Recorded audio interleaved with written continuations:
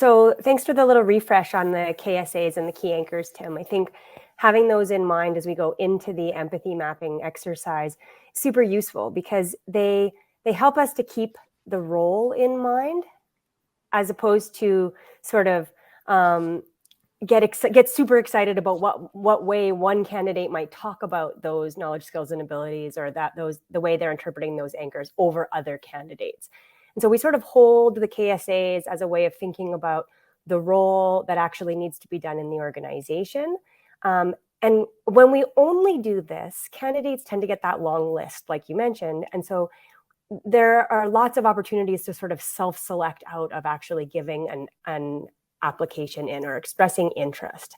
And so what we're trying to do with the key anchors, for example, in this case, is really just say, like, how does somebody see themselves in the organization or in the role with the kind of minimum requirements? And then how do we, as people doing this search, or how do we kind of identify where folks who see themselves in this are actually hanging out in the world? And how do we reach them with this opportunity so that they can even think about, do I connect, can I connect the dots of my own experience and knowledge and expertise and passions to what this search is actually looking for?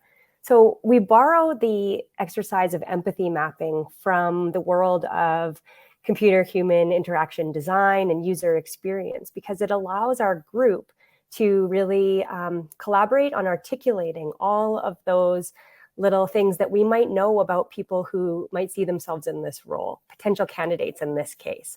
So empathy mapping asks us to imagine these potential candidates out in the world and wonder about things that they might say to their family and friends or their coworkers, things they might think or feel or do out in the world that would say, oh, hey, we should get our ad or our opportunity out in front of these folks.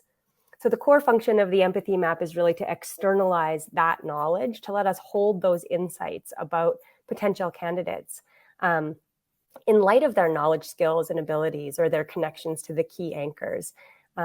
And so we can build, I think, we use this to build shared understandings of those qualities or characteristics that potential candidates might have.